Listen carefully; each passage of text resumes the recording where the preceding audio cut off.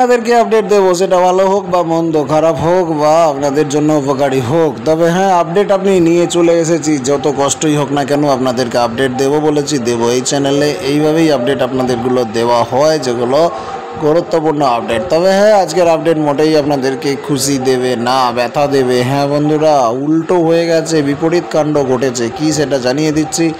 মন দিয়ে ভিডিওতে শেষ পর্যন্ত জুড়ে থাকুন, পাশাপাশি শেয়ার করবেন যাতে প্রত্যেকে জানতে পারে, চ্যানেলে নতুন করে লোক জুড়তে পারে, যাতে করে তাদের উপকার হয়। আর যারা এখনও সাবস্ক্রাইব করে রাখেননি, চ্যানেলে জুড়ে যেতে সাবস্ক্রাইব করে নিন। ভিডিও ভালো লাগলে লাইক করবেন আর কমেন্টে জানাবেন আপনার প্রশ্ন, মতামত, সাজেশন কী আছে। আমরা কথা বলতে চলেছি ডিএ মামলা নিয়ে। কী হলো আপডেট আপনাদেরকে জানাবো বলেছিলাম, সেই আপডেট নিয়ে এসেছি। বেশি লাভ করতে গিয়ে কি লস হয়ে গেল? যারা বেশি খাবার শখ করে তাদেরই খাবারের পাতা ছিঁড়ে যায়, সেরকমই কি ঘটনা ঘটলো? বেশি খেতে গিয়ে পাতা ছিঁড়ে যাওয়া হলো কি? কী ব্যাপারে বলছি বলুন তো? ডিএর ব্যাপারে। পশ্চিমবঙ্গ রাজ্য সরকারি কর্মচারীদের ডিএ মামলার এজলাস ফের বদল হয়ে গেছে। নতুন বেঞ্চে শুনানি উঠেছে। হতাশ হয়ে গেছে পশ্চিমবঙ্গ রাজ্য সরকারি কর্মীদের একাংশ। কারণ লম্বা লড়াই কিন্তু চলছে। দীর্ঘ 2.5 বছর ধরে চলতে থাকা রাজ্য সরকারি কর্মচারীদের ডিএ মামলার শুনানি ফের অনিশ্চয়তার মুখে চলে গেছে। সুপ্রিম কোর্টে আবারও বদলে গেছে এই মামলার এজলাস। তার মানে বুঝতে পারছেন, তারিখ পে তারিখ হতে হতে যাও একটা ডেট পেলাম, আবারও সমস্যা হয়ে গেল। আবার নতুন এজলাসে যাওয়া মানে আবার অনেকগুলো দিনের ধাক্কা। তার মানে সময় শুধু যাচ্ছে। নতুন তালিকাভুক্ত হয়েছে বেঞ্চ। এর ফলে আগামী 14ই মে বুধবার নির্ধারিত শুনানি নিয়েও তৈরি হয়েছে কিন্তু একটা অনিশ্চয়তা। আমি আপনাদেরকে পূর্বেই অবগত করেছিলাম যে 14 তারিখে কিন্তু শুনানি হবে। দীর্ঘদিনের অপেক্ষার পর 14 তারিখ আমরা ডেট পেয়েছিলাম, কিন্তু আবারও 14 তারিখের শুনানিটা অনিশ্চিত হয়ে যাচ্ছে। কারণ কি? এজলাসটা বদল হয়েছে। সেই জায়গায় গুছিয়ে থিতিয়ে উঠে এত তাড়াতাড়ি তারা হয়তোবা 14 তারিখে আর শুনতে চাইবেন না বা পারবেন না। তখন আবার মুশকিল হয়ে যাবে, শুনানিটা হয়তো আবার পিছিয়ে যাবে। তবে কর্মচারীদের পক্ষের আইনজীবীরা এখনও শুনানি হওয়ার বিষয়ে আশাবাদী রয়েছেন।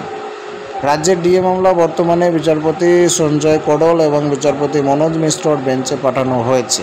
এরা তালিকাভুক্ত হয়েছে সুপ্রিম কোর্টের 15 নম্বর কোর্টে, যেখানে মামলাটা রয়েছে ক্রম তালিকায় 40 নম্বরে। যদিও শুনানির নির্ধারিত সময় ছিল দুপুর 2টো, তবে এত পিছনের নাম্বার হওয়ায় মামলাটা এদিনেও শুনানির সুযোগ নাও হতে পারে বলে ভেবে নেওয়া হচ্ছে। এই মামলাটা 2022 সালের 28 নভেম্বর প্রথম সুপ্রিম কোর্টে ওঠে। তারপর থেকে এখনও পর্যন্ত 17 বার এই মামলার শুনানি পিছিয়ে গেছে, যার মধ্যে বেশ কয়েকবার রাজ্য সরকারের আইনজীবীর অনুরোধে দিন পিছিয়ে দেওয়া হয়েছে। সর্বশেষ গত সপ্তাহে 8ই মেতে 5 নম্বর কোর্টে তালিকাভুক্ত থাকলেও রাজ্যের পক্ষ থেকে লার্নেড আইনজীবী অভিষেক মনু সিংভি জানান তিনি অন্য এজলাসে ব্যস্ত, তাই মামলাটি ফের 1 সপ্তাহ পিছিয়ে 14 মে নির্ধারিত হয়। আগে মামলাটা ছিল মহামান্য বিচারপতি বিক্রম নাথ এবং মহামান্য বিচারপতি সঞ্জয় কাডল এবং মহামান্য বিচারপতি সন্দীপ মেহতার বেঞ্চে। তবে বর্তমানে তা তালিকাভুক্ত হয়েছে শুধুমাত্র মহামান্য বিচারপতি করল এবং মনোজ মিশ্রের বেঞ্চে। যদিও বেঞ্চ বদল হলেও বিচারপতি করল আগেও ছিলেন, এখনও রয়েছেন। তাই অনেক আইনজীবীর মতে মামলার মূল গতিপথে বড় কোনো পরিবর্তন আসবে না। তবে নতুন বেঞ্চে আসার পর শুনানি আবার কবে হবে সেই নিয়ে অনিশ্চয়তা একটা সৃষ্টি হয়েছে বলে মনে করছেন সরকারি কর্মীদের একাংশ। আইনজীবী বিক্রম বন্দ্যোপাধ্যায় জানিয়েছেন, শুধু বেঞ্চ পরিবর্তন হয়েছে, বিচারপতি কারল আগে ছিলেন, এখনও রয়েছেন। আমরা আশাবাদী যে বুধবার দুপুরে শুনানিটা অবশ্যই হবে।